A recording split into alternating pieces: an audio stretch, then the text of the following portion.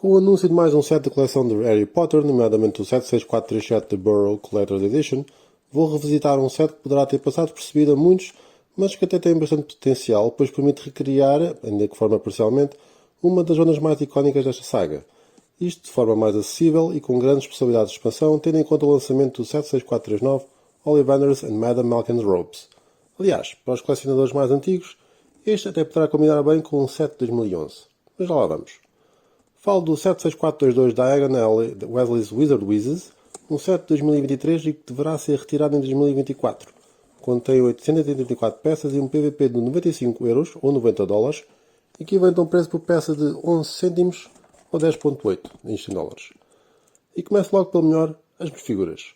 7 minifiguras é um excelente número, tendo em conta que uma boa parte delas são exclusivas. Ainda para mais, tendo em conta que nenhuma delas é Harry Potter ou Hermione Granger. E não são todas, porque há aqui uma engraçada troca, não sei se propositadamente ou não, já que os gêmeos Fred e George estão representados pelas mesmas peças no 75978 Diagon Alley, mas com os torsos trocados em relação a este set, com uma diferença na cor das gravatas. Ron apresenta um torso exclusivo, assim como a irmã Ginny. Lavender Brown faz a sua segunda aparição num set Harry Potter, também com um torso exclusivo, e Romilda Vane faz o mesmo na sua estreia. Nota final para a funcionária deu Owl Post com um torso novo em roxo. Este último é mesmo uma surpresa, já que não é comum existirem referências ao posto de correios, embora as cartas sejam muito importantes nesta saga. O mesmo parece representar o que já existe nos estúdios da Universal, já que o estilo e cores são muito semelhantes. Se assim for, as dimensões reduzidas dos edifícios são explicadas, ocupando apenas uma área de 8x8 que inclui passeios.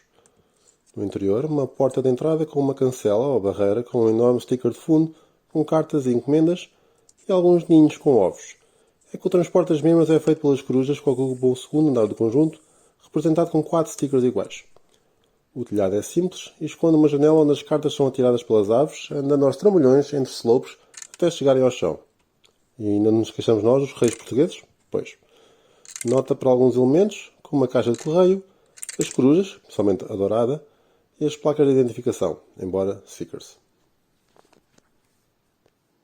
E isto tudo com apenas 2 sacos. Os restantes 8 são dedicados ao edifício principal, Weasley's Wizard Whizzes, obviamente muito mais simples que o representado no 75978 Diagon Alley, mas que faz um excelente apontamento das janelas curvas que só apareceram no ano seguinte quando a versão grande saiu. O edifício, em tons de lavanda e laranja, tem uma fachada praticamente coberta de janelas, sendo uma boa parte delas curvas. O interior revela 2 pisos, cheio de caixas e artigos a representar as traquitanas e brincadeiras que os gêmeos Weasley vendiam, com algumas excelentes referências aos filmes e livros.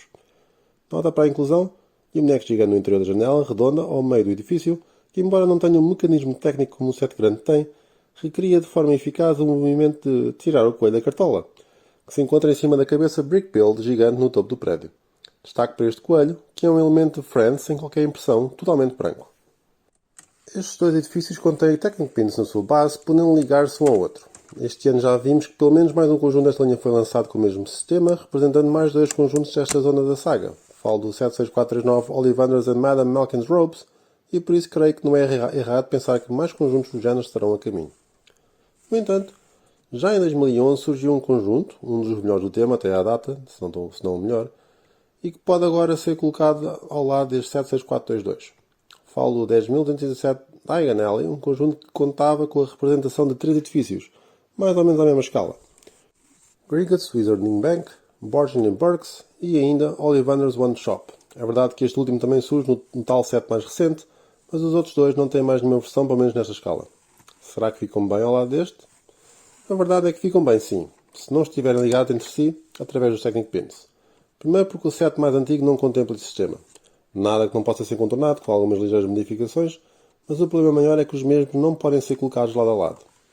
Primeiro porque as laterais dos edifícios de Diagon Alley revelam detalhes como janelas ou stickers, ou porque a disposição da fachada na base não é a mesma, e por isso fica a ver os interiores dos prédios por uma frincha de um stud.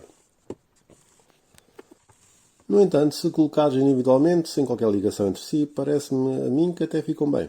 A principal diferença reside no detalhe que os sets mais antigos têm em relação ao mais recente. Em jeito de conclusão, parece-me ser um bom set tanto para adultos como para crianças. Estas últimas vão querer brincar, enquanto que os mais velhos vão querer colecionar, principalmente as minifiguras. Não posso dizer que seja uma boa fonte de peças, já que as cores dominantes são o laranja, nas janelas, e o lavender. Existem algumas peças decoradas raras e outras exclusivas, como o coelho branco. Em relação à experiência de construção, é um set adequado à idade da caixa, 8+. Os fãs mais experientes não esperem grandes técnicas, mas existem alguns pormenores interessantes, como a colocação das janelas redondas ou a figura gigante no interior do edifício. O melhor do set são mesmo as figuras. Primeiro, a surpresa de não ter nem Harry Potter nem Hermione, e depois um conjunto de figuras com todos raros e exclusivos, e até mesmo algumas das heads. O nível de jogabilidade e display dá para brincar muito com a quantidade de artigos na loja e para expor também.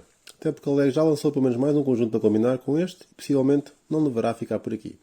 Com pontos fortes e únicas figuras, a possibilidade de ir podendo comprar e colecionar edifícios da Diagon Alley e aos poucos um preço mais convidativo e a referência ao Wall Post. Em termos de pontos fracos, os muitos stickers, são 36, e a simplicidade nos edifícios tanto exterior como interior. E por aí, qual é a vossa opinião sobre o set? Vão comprar? Deixem as vossas opiniões nos comentários mais abaixo. Obrigado à LEGO pelo envio do conjunto da review. As opiniões sobre o mesmo são da minha inteira responsabilidade. Não se esqueçam de deixar gosto, partilhar e subscrever o canal.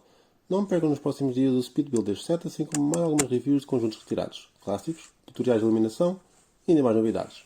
Muito importante, brinquem bem.